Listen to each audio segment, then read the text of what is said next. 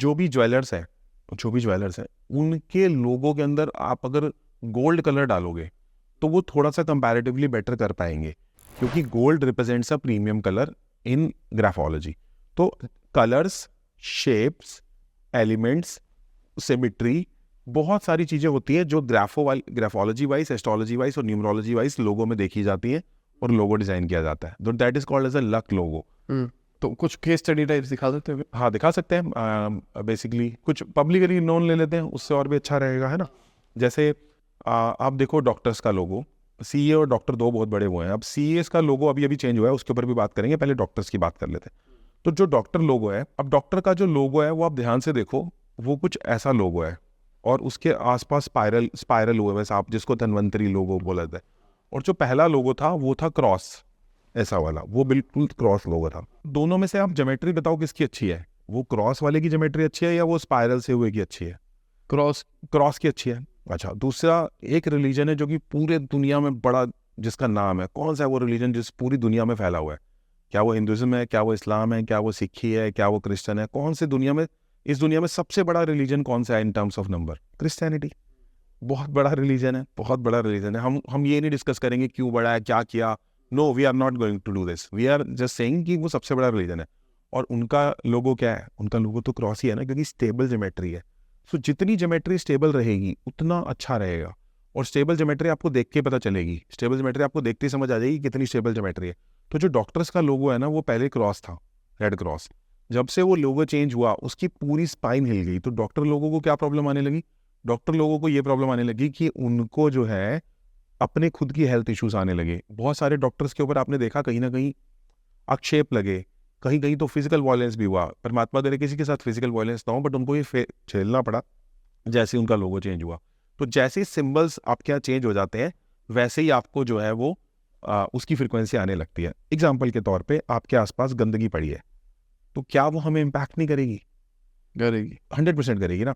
अच्छा, आप उठे, आपने उठते ही देखा आपके घर के बाहर जो है वो लड़ाइयाँ चल रही हैं, और रोज लड़ाइयाँ चल रही हैं, रोज लड़ाइयाँ चल रही हैं। कोई एरिया था जहाँ पे ऐसी लड़ाइयाँ चल रही हैं, तो क्या वो आपको इम्पैक्ट नहीं करेगी? कर देगी ना। बोले यार चेंज कर यार जगह, यार नहीं हो रहा इधर मेरे से, इधर नहीं, मैं जोन में नहीं आ पाता। आर्टिस्ट लोगों को जोन चाहिए ना। तो ऐसे ही लोगो आपको वो जोन प्रोवाइड कराता है। अगेन, मंत्र अच्छा होना चाहिए, मैं कभी भी ये बात नहीं बोलूंगा। अगर आप मुझसे कभी भी पूछोगे हार्डवर्क बड़ा है या लोगो, तो मैं हार्डवर्क ही बोलूंगा। I come from IT background where I serve 12 years for TCS, IBM, so I am a very logical person. लेकिन मैं ये बोलना चाह रहा हूँ कि ये लक फैक्टर जो है हमें ये दे रहा है। अगर आप सब कुछ करके भी आगे नहीं बढ़ पा रहे तो लोगो करो ना बढ़िया अपना चेंज। और फर्क क्या पड़ रहा है? मतलब मेरा तो सीधा सा लॉजिक है, काम तो हम कर ही रहे हैं, और एक छोटी सी चीज से कोई फर्क पड़ भी रहा है तो क्या फर्क? अंटिल अनलेस वो पूरे लोग, अब जैसे अपने ज्योमेट्री की बात करके चली, तो मैं अगर डिजाइन प्रिंसिपल से बात करके चलूँ तो डिजाइन प्रिंसिपल में भी ज्योमेट्री आ रही है, गोल्डन रेशियो आता है। हमको स्क्वायर, आइडियली फेसबुक पे डालना है, कहीं पे भी डालना है, तो हमको स्क्वायर लोगो ही चाहिए। अगर स्क्वायर नहीं बनाएंगे तो खाली खाली साइड की जगह वो बेकार लगती है। तो वही आपने लॉजिक बोला। जैसे सचिन तेंदुलकर को जानते हैं हम सब लोग। सचिन तेंदुलकर क्या कभी बिना इंजरी के खेले? क्या नहीं खेले? कहीं ना कहीं वो इनकी इंजरी रही। शोएब अख्तर खेला बिना इंजरी के? नहीं खेला। अब जो स्टार्स होते हैं, मैं ये कनेक्ट करूंगा बात, अभी आपको समझेगी। जो स्टार्स होते हैं उनकी बॉडी में कुछ ना कुछ इंजरी रहती है, वो इंजरी के साथ खेलते हैं। तो stars are always under the pressure. Agree करोगे? स्टार्स के ऊपर प्रेशर रहता ही रहता है।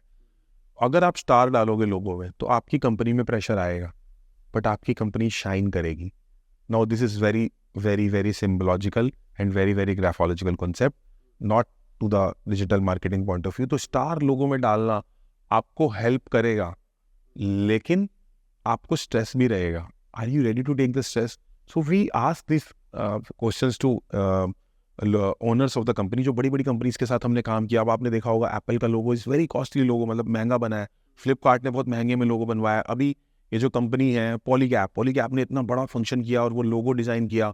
एयर इंडिया ने अभी लोगो चेंज किया, देखा आपने कितना साइंटिफिकली करेक्ट उन्होंने लोगो बनाया है। तो स्टार वाला जो लोगो है वो हम दे सकते हैं, बट प्रोवाइडेड वो लोग बियर करने के लिए रेडी होने चाहिए। So if you are ready to bear that kind of a stress, जैसे अभी मैं आपसे बात कर रहा था, अभी आप लाइफ के उस फेज में नहीं हो कि जरूरी नहीं आप स्टार को बियर कर पाओ। आप बोल रहे हो यार अंकित जी ठीक है, चलता रहे, चल रहा है ना बढ़िया, ज़्यादा टेंशन मत दो मेरे को। तो अगर कंपनी ओनर रेडी है उतना स्ट्रेस लेने के लिए तो मैं स्टार डालूंगा, अदरवाइज नहीं डालूंगा। So now this is very graphological. So these are the graphological concept. और एक नहीं, ऐसे कई सारे कॉन्सेप्ट हैं, और बहुत सारे बिजनेस ओनर्स के साथ हम जुड़ते हैं। और लोगो मोडालिटी में एक बहुत अच्छी बात है, आप उन लोगों के साथ बैठ पाते हो जो कि बिजनेस मैन है। Job is very good, but businessman के साथ बैठने के लिए you get a context and they पे यू फॉर दिस। एंड आप अगर बिजनेस ओनर्स हो देन गो फॉर इट, अपनी चेंज कराओ, है ना। थोड़ा समझाओ एयर इंडिया का क्या कह रहे थे। ये देखो एयर इंडिया का जो लोगो है, गोल्डन कलर का एरो दिया है ऊपर की तरफ राइट साइड के अंदर, गोल्डन कलर का एरो दिया है। तो जो गोल्डन कलर का एरो है ये क्या दिखाता है, प्रीमियमनेस को दिखाता है, क्योंकि गोल्ड मैंने पहले भी बताया ज्वेलर्स लोगों का गोल्ड कलर होना चाहिए, तो वो उनको सपोर्ट करता है। तो एयर इंडिया भी प्रीमियमनेस की तरफ बढ़ रहा है, उन्होंने बहुत बड़ा ऑर्डर भी बाहर दिया है प्लेन्स को एक्वायर करने के लिए। तो ये लोगो, अब देखो लोगो में ना 3 पार्ट होते हैं, एक ऊपर वाला पार्ट होता है, एक बीच वाला पार्ट होता है और एक नीचे वाला पार्ट होता है। अब जैसे मान लो मैं अगर ट्रायंगल बनाऊं, मान लो मैं ये ट्रायंगल बनाऊं, तो इसमें ऊपर वाला पार्ट ये चोंच है जो बन रही है, और बीच वाला पार्ट ऐसा है, और नीचे वाला पार्ट बहुत बड़ा और फ्लैट पार्ट है। तो 3 पार्ट में हम लोगों को बांटते हैं। तो जो ऊपर वाला पार्ट है वो दिखाता है दिमाग वाली चीज़ों को, और बीच वाला पार्ट दिखाता है पेट वाली चीज़ों को। दिमाग वाली चीज़ें यानी कि आइडियाज़, थॉट्स, एग्जीक्यूशन, है ना, और आइडियाज़ और थॉट्स, एग्जीक्यूशन नीचे आएगा, एग्जीक्यूशन का भी बताऊंगा। बीच वाला पार्ट दिखाता है कम्युनिकेशन को, जो हमारी बॉडी है इसका बीच वाला पार्ट हमारी कम्युनिकेशन को दिखाता है। इसलिए अगर किसी व्यक्ति को बहुत ज़्यादा सेल्फ डाउट हो तो उसकी कम्युनिकेशन सबसे ज़्यादा बिगड़ जाती है ना।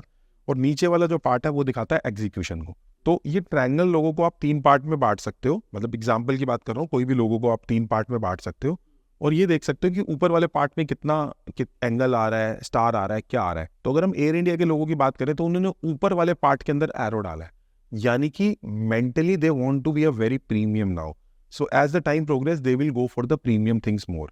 और ये साइंटिफिकली लोगो डिजाइन करवाया गया है, बहुत सारा फंड खर्च के, बहुत ही ज़्यादा स्ट्रैटेजिकली। तो गोल्डन लोगो, एरो राइट साइड, अब देख रहे हो कितनी ज़्यादा चीज़ें जो है उन लोगों ने अलाइन करवाई हैं। क्योंकि मैं क्या मानता हूँ कि गली में जाता है एक रिक्शे वाला, नॉर्मल काम करने वाला बंदा, ये सब लोग लक की बात नहीं करते, पर जो बिलियनियर्स हैं वो तो लक की बात करते हैं। आपने भी देखा है Mukesh Ambani ji will go for a consultation, numerology consultation, but a normal person will not go for a logo consultation और numerology consultation, and that's how they are differentiated. यही कारण है कि कुछ ना कुछ डिफरेंशिएशन भी है। तो जो नॉर्मल बंदे हैं अगर उनको फील लेना है तो वो श्रीम चैंट करो, श्रीम श्रीम श्रीम श्रीम श्रीम, फ्रिक्वेंसी अपग्रेड होगी, ऊपर आओगे तो बिजनेस खोलोगे और बिजनेस में आओगे, अपने लोगो डिजाइन करोगे। मैं मानता हूँ कि जहाँ से हम स्टार्ट करते हैं और जहाँ वो मैटर नहीं करता, जहाँ हम एंड करते हैं वो मैटर करता है।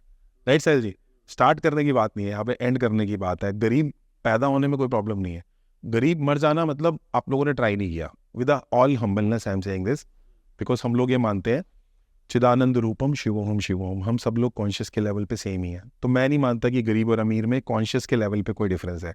जस्ट सेइंग कि सबको उठ के मेहनत करके आगे बढ़ना चाहिए, ऐसा मेरा कहना है बस। नहीं तो परमात्मा के तो हम सभी लोग हैं ना। सो एक नूर ते सब जग उपजया, कौन भला कौन मंदा, किसको बुरा कहोगे किसको भला कहोगे, सभी परमात्मा के बंदे हैं, है ना। लेकिन सब लोगों को मेहनत करके ऊपर उठना चाहिए, यही हमारी सब लोगों से अपील है। कोई भी बंदा ऑफेंड फील ना करो, हम सब लोग एक ही हैं।